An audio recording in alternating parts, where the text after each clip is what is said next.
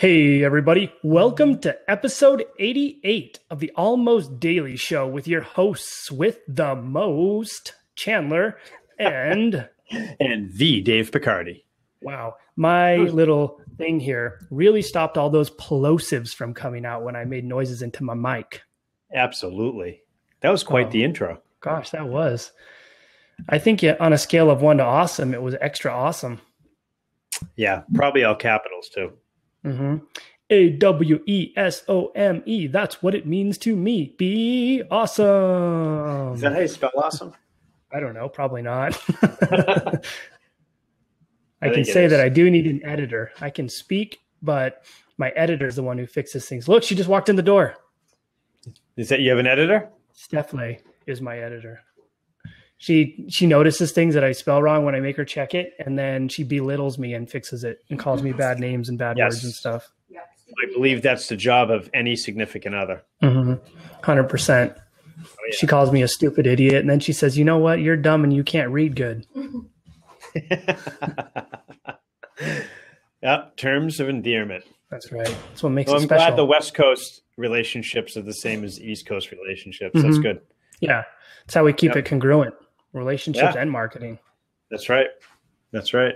It's a good time. I like it. Nonsense as always. You got to start it with nonsense because then it gives a little bit of entertainment and then a little bit of education, and then we probably lose all our listeners throughout the whole thing. That's okay. I think the uniqueness of our show is we just like to talk to each other and hear ourselves talk. That's true. That's the key. I mean, I did look at our stats on PodTrack and our other stats, and it says that people listen to at least 80% of the episode before they tune out, which means they actually get through all the fluff and some of the education. I can't believe it. I know. I was expecting like a 2% listen rate. I'm like, all right, well, 2% is cool. They listen to like 4 words. Well, past the 2-minute mark. We actually, if you want to learn something and you like listening, if you can't make it past the first 2 minutes, you don't have the attention span anyways. So you might as well tune out. Yeah, you basically got the entertainment function piece, and then you missed out on all the actual substance behind the podcast. Oh, it's beautiful. Yeah, we're out of control. 240. Let's actually give it to him today, Chan. Let's do this. We're getting back on track. We're going to do the Almost Daily Show twice a week, so we can actually get in front of you guys. Lately, it's been once a week because we've been focused on building our new school and scaling what we're doing up so we can have videos and more pieces for people to watch and follow what we're doing. We actually showcased it for the first time, I realized, when we were on the Mad Lab podcast. Yeah. So, and it was a hit. Yeah. I think it's going to be pretty awesome. Just reinforces what we do and gives people more opportunities to look at it. Yeah. I think we built that stuff backwards just so to go through it is we built it around actual implementation, like digging in with clients and being on the phone with them a lot. And working through stuff and then sending them homework and assignments and all that. And now we're kind of going back through and we had started it a long time ago, but just finishing up the touches where we can make it a little bit more seamless for everybody, and so we're cleaning it up to make it a better experience, more powerful, and just help people get results faster. Yeah. And Mo better. So yeah, it's going to be cool. I'm excited for when it comes out. Yep. But anyway, today we wanted to talk about basically a hot button topic that's in all the industries right now. Everybody's trying to figure out the way to do this, or everybody's copying everybody. And it's what makes a campaign effective, and what are the processes and pieces that you need to put together to build an effective campaign. And the cool thing that we have is we're in the middle of all these different consulting groups and all these marketing companies and agencies. And we're the ones who sit in the middle and mentor people to turn what they're telling them to do into an experience or into an actual product or service and actually tie it into their own brand and create their identity. And so we've been able to look at probably thousands of different campaigns and hundreds of different ways they're doing it. And all the consulting agencies, we understand what they're doing and how they're doing it. And because we're in this unique position, we've been able to create the best practices on what we've found that makes a campaign effective. Yeah. And something else, I mean, this is important, I guess, for my own brain when we were going through a lot of these processes is, you can run your business many different ways. So it's not like one way is right. And if you're doing a lot of behaviors correctly and your systems are tight, you're good, and then it's learning how to build all these campaigns effectively around your business, in your message, in your people, in your program, and packaging it in the right way. Not just saying like, well, I know that one works, so let's jump over there, change everything and follow that. Now it's not working. Let's jump over here and change everything and follow that. So you want to change your program to match the campaign. You want the campaign to be built around your program. Yeah, that's a big problem we see. We talk to somebody and we essentially build something out and it's working well. And then we see something else someone else is doing and they ask if they should change it or if they should. And the philosophy is if we built something that works and that's functioning and has leads and business flowing, we don't want to change or adjust or modify anything. And if you have something built around your own business and your processes, you want it to be built around that. And if you just keep copying what other people are doing, you're never going to really have the direction you need to go. And that's why we build things out as experiences and we build processes that enhance what the business is doing and around who they are and what they're specifically doing. So you'll see their own testimonials, their own people talking, their own coaches talking about it, their own words and copy used to build these things. And that's what makes it powerful. And that's what it makes it so you just can't copy it. And for example, if everybody calls something the same thing, it becomes a saturated commodity-based market. And then you have to figure out a way to differentiate what that is. Even if it's the same thing, you have to create a differentiating factor, which is usually a naming factor. And in comparison, we've all been through this in the CrossFit community with everybody thinking CrossFit was saturated with the name. But in reality, they were just all trying to use the same thing to market the same thing, and they didn't create the differentiation in their brand. They can be CrossFit so-and-so and be completely different with their own name and their own identity and all that. And that's what people were missing out. And that's why a lot of people thought that the name was tarnished or that you couldn't go anywhere with the name. But in reality, it's the same thing now. You just didn't create differentiating factors in that name that you built. And so you put yourself in a position to where you're doing the same thing as everyone else and you look the same. Yeah. And what we're talking about here is from experience too. That's right. I'm the 36th CrossFit affiliate in the world, the gym I own. And I changed the name, and it came after a time when, a lot of gyms spun up and everybody's trying to do the same thing. And, we looked at it as, they're all copying us, but now we don't have market differentiation. So we changed the name. It worked for us, but we actually had to put in a lot of time and energy and we're really good at that side of it. So it worked based on our actual internal product and coaches and business and, just kind of everything. That's what made it work is we never changed. We were always successful as a business. So I think that was important. So we didn't have to, I said it in a meeting today, we could change the name back and still be doing well. Yeah, it's true. It's all that differentiating factor that you build. And right.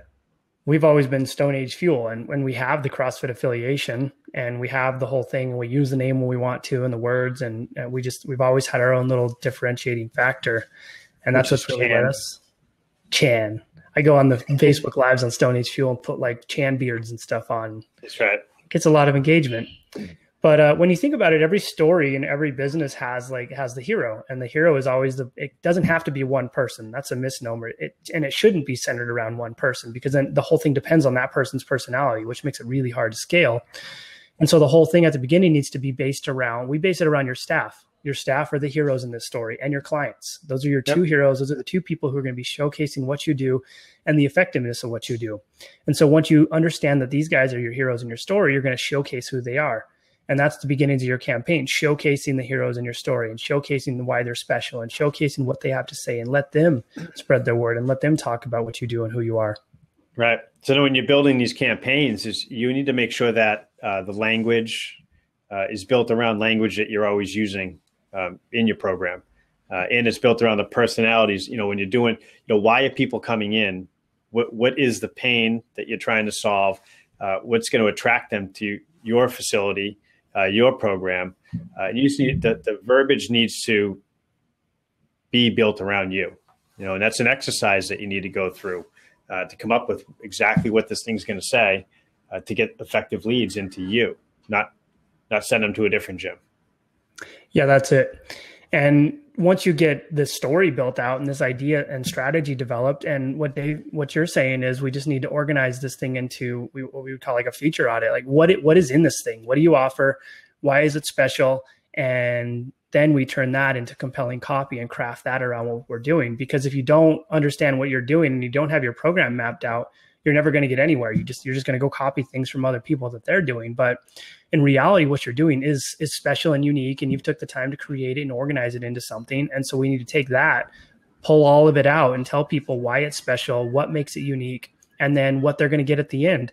And I talked about this a little bit in the Mad Lab podcast we were on. People buy things because of the experience and the story they get behind what it is. And like for the example I like to use is if you're selling a mop is just an insignificant thing that cleans up messes. But when you look at the company, you can ride a mop though. That's not that insignificant. If you're a witch, you can ride a mop. But what happens with the mop is, and this analogy really is, you see the mom cleaning up the mess of the children who spilled SpaghettiOs, and she's frustrated, but then she cleans it and takes her 2 seconds, and now she's smiling and her life is complete and great again because that mop was a champion. And that's the story they're trying to tell. With this object, your life is going to be better and you're going to have a great experience from it. And as a result, you're going to be happier. And that's the story we tell when creating and crafting our compelling offer and our compelling campaign. And that's what you need to think about. So what does it offer? What does it include? And then what is the end result? And how do we craft this into a story that nobody else can tell? Why does our product or service that we're trying to sell make or break the difference in their happiness? Yeah. And obviously it's so important, to identify all that.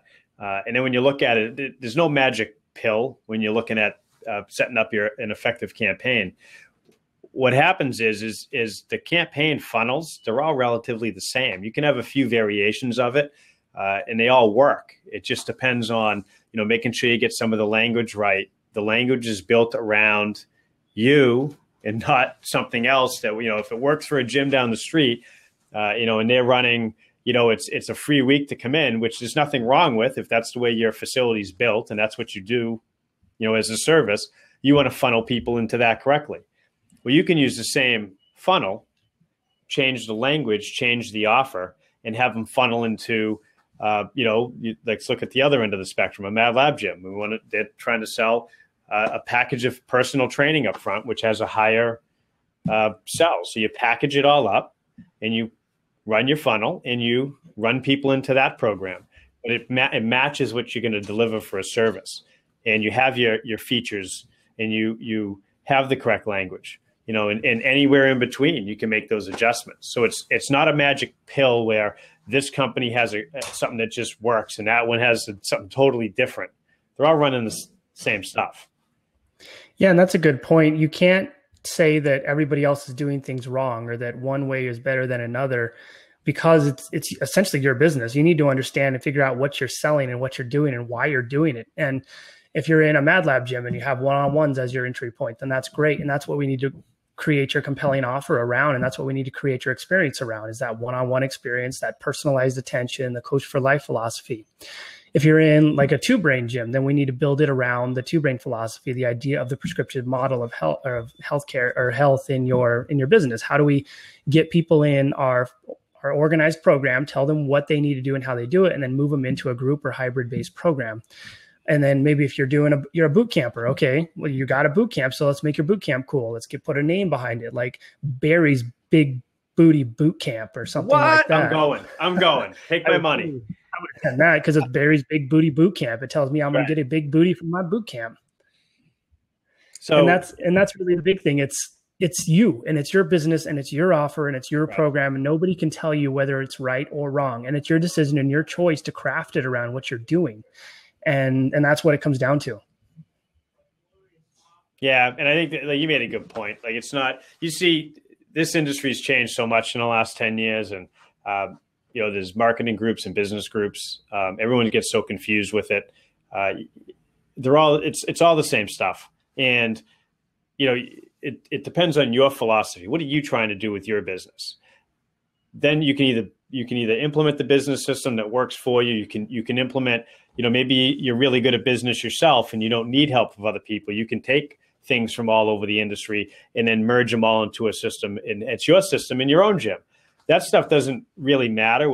As long as your gym's running good and you have effective management and effective systems, it's just packaging it correctly around you. Which is an exercise we do. That's part of, we do a big 6-month implementation timeline to pull all this stuff together. This is a piece of that timeline. We don't, we could, I guess we could probably just package this and sell this, but we'd prefer actually do the work on the from the bottom up, fix all the communication and brand messaging and your story, and then if you need an effective campaign built, we can help you with that. If you're working with another company, then we help you integrate it into what we're doing as well. So for us, that side doesn't matter as much. Yeah, and that's like the biggest thing that we do, and the most important piece of creating this offer is you can look at other people for ideas if they're doing something similar, but you as the owner or the founder and your coaches and your staff are the only ones who can explain what you do well. And you're essentially the one who built this whole product. So you're going to be the one who's going to be able to display what it is, write it all down, showcase the features, the benefits, pull out of your clients the reason they like it and your staff, and then create compelling offer strategies around that. And that's how you create that experience. So we have the people inside our business talking about it, staff and clients. We have the whole offer crafted around what they get and what the end result is going to be and how special they're going to feel after it. And now you've got that. And so you've got social proof, you've got what it is, and you've got the compelling copy that's going to build this whole thing.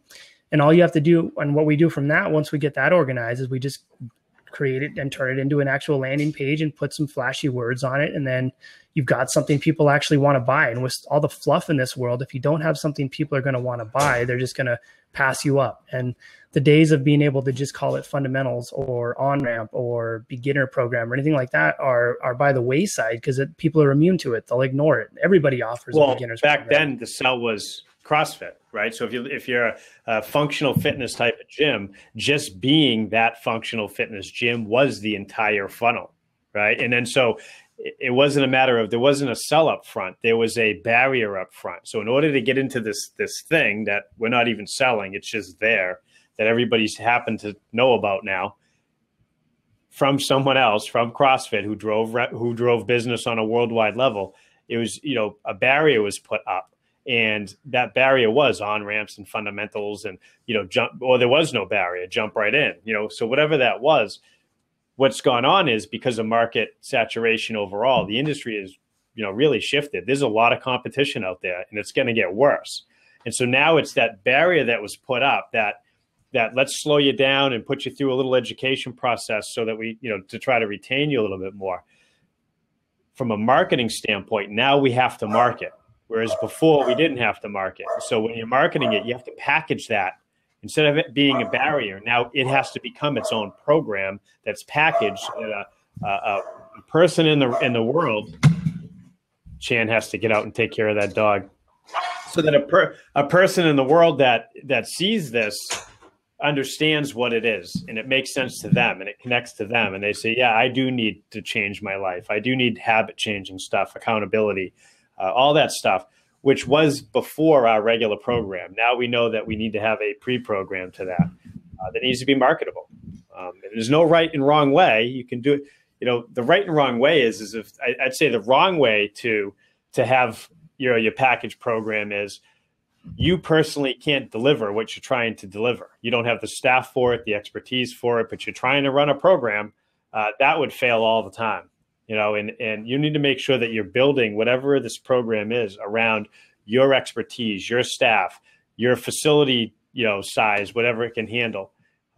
That's very important, is know your strengths, know your weaknesses, craft your program around your strengths. Yeah, and that's huge. And when we're creating this offer, you have to know what's going to make you happy in the end of it. What do you want to do? And what's your special dream look like? And where do you want to be? If you're a gym who wants to run a one-on-one fundamentals or one-on-one based system all throughout the thing, you're not going to be happy running challenges and boot camps and all that. But if you're a gym that wants to run something that helps as many people as humanly possible and you're okay with that other side, then you're going to want to run the challenges and the boot camp type programs. But the key differentiating factor is we create it around you and we don't just call it the same thing. This is the idea of branding. Some people say you should never brand, but if you don't brand, you have no differentiation and you have nobody who's going to care about your business and nobody who's going to call it anything different. Then what's going to happen is a year down the road when everybody's saturated with the same word, let's call it like 6-week challenge. Everybody's using that word. you're going to get clients who just call every single gym, just like they did with CrossFit when it became the commodity-based solution. Boot camp when it became a commodity. Yeah. Right. And it's the same thing when we look at the evolution of the market, and everybody's like CrossFit, everybody was calling around, what's your price? Click, what's your price? Click, what's your price? Click. And everybody got smart and took their prices off their website and all that. And same thing now. When does your 6-week challenge start? Okay, what's the price? Click. Okay, when does it start? What's the price? Click. I'm just going to go to the guy across the street. And that's what we need to understand and realize. So if you don't build branding around this stuff, you're going to win in the short term, and then you're going to lose in the long term, which is a problem. And then we have to continuously evolve and reinvent the wheel. Whereas if you just create a name around it, trademark it, and market this thing as your own, and put its own name behind it and its own information, your staff on it, your clients, and all these things are your own, it's never going to be a saturated solution because nobody's going to be able to copy it, especially if you have the name. Well, you're selling yourself, right? That's the difference. And that's what's made every trainer in history that's been successful is they sold themselves. And most of them, especially in the personal training world, they use their own name as their product because they're selling themselves. There's a reason they do that. And something that, I was an early adopter of CrossFit, kind of blew up around me early on. And the reason why it was so appealing, we were already doing great training in a gym environment. I had my own space. We did our own stuff. It was packaged. So I looked at it. It was a marketing thing for me where it was like, okay, so the industry is very hard to distinguish yourself. We're successful. Now we can have a brand identity that is different than everybody else. That was what was so appealing early on to it. We were the rebels that were against the fitness industry. And so that was our market separator, right? Mm-hmm. Well, fast forward a bunch of years now, CrossFit, right? And I could argue this out, and I love CrossFit, right? It became kind of what the industry was before. Now CrossFit's a big industry, and people are now aggressively trying to differentiate themselves in the industry. So now they're, if you say like it could be boot camp, 6-week challenges. It doesn't really matter what it is. It's something that's working in the market because it's a market differentiator in the short term. So eventually, right, that version won't work anymore. And so when that version doesn't work anymore, any good marketing company is going to adjust it up and spin something else off. And that'll be the next new thing that rolls out. So to insulate yourself from that, you want to build something that's just built around you forever. Where you're able to drive people in. They know it's you. It's uniquely new. Your brand, your culture, the member stories, right? Their testimonials. It's all talking about this forever. So over the years, it spins up and continuously gets better and better and better and bigger and bigger. And then you always win. But that takes work and time. Yeah, and that's it. And so the moral of this whole story is that this is how you build an effective campaign.